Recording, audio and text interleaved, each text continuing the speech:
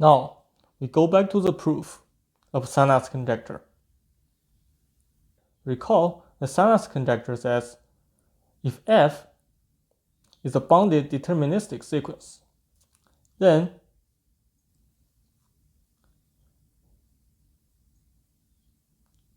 the summation of mu of n times f of n is little o of x when x goes to infinity, where this mu is a Mobius function.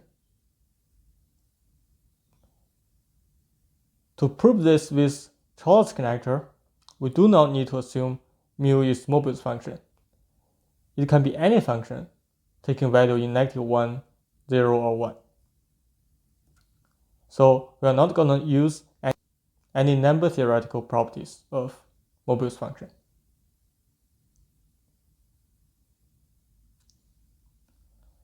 We're going to break this proof into a couple steps.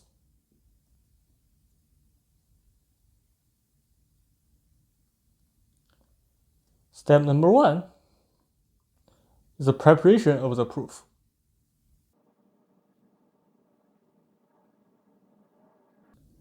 First, we're going to make some simplification on this f. Without loss of generality, we may assume that this f is a real sequence bounded by 1. For general f, which is a complex sequence, we're going to separate f into a real part and an imaginary part.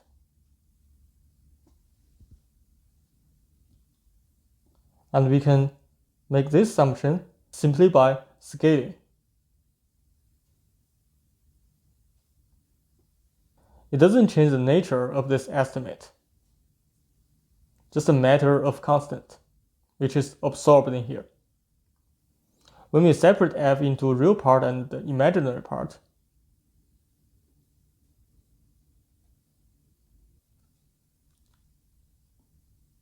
and we get the estimate separately, and we add them together, we still get the same estimate.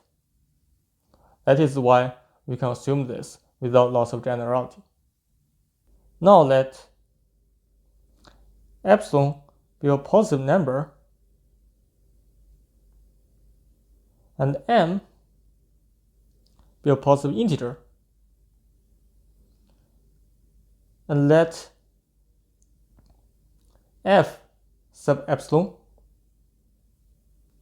be f rounded to the nearest multiple of epsilon. Remember, now we are assuming f is bounded at 1. So here we can also make sure this nearest multiple of epsilon, this multiple of epsilon, is also bounded by 1.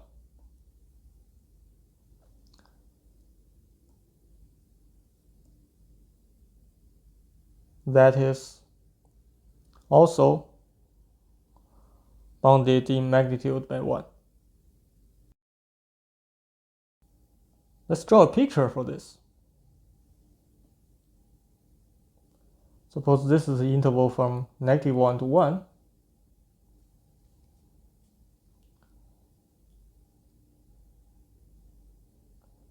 We're going to create a grid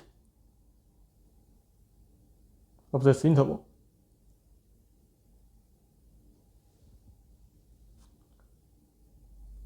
Here is 2 epsilon, and here is 3 epsilon. The length of each small interval is epsilon.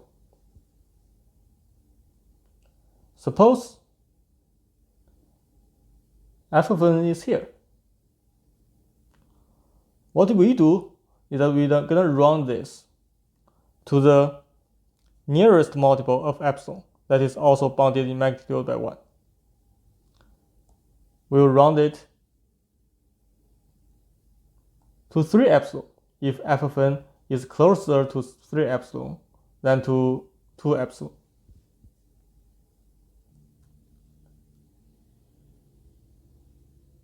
So in this case, f sub epsilon of n is 3 epsilon. Now, since the assumption that f is deterministic, which by definition means that f is of zero entropy. By definition, recall the definition for zero entropy. The definition says for any sigma greater than 0 and for any epsilon greater than 0, the sequence of vectors can be covered by big O of many balls of radius epsilon under L infinity metric as m goes to infinity. Mind you, this implied constant here could depend on epsilon. Now we are interested to know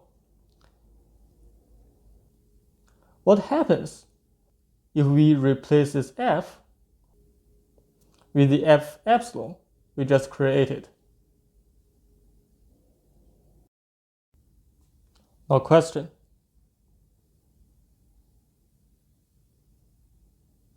What happens if we replace f by f epsilon? By our construction of f epsilon, we know that f epsilon has only finite many possibilities for its values. And noticing that in the definition of zero entropy, we're going to cover this sequence by the balls of radius epsilon. And f sub epsilon can serve as the center of those balls.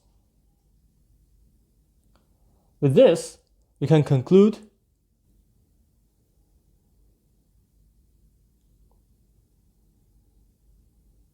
that by our definition of f epsilon,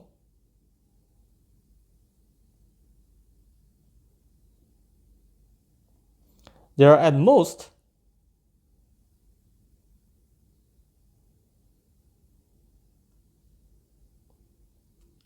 big O sub epsilon exp of sigma m plus little O of m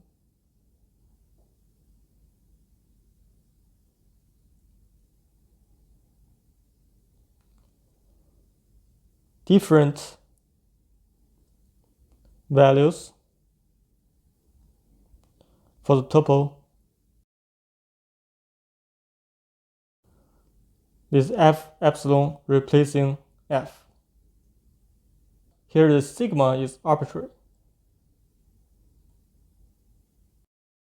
And we denote this set of tuples by S sub m.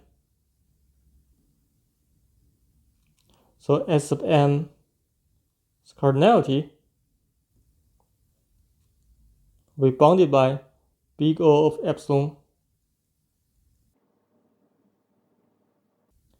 for any sigma greater than 0. So this is the end of our preparation for this proof. This is the end of the step 1.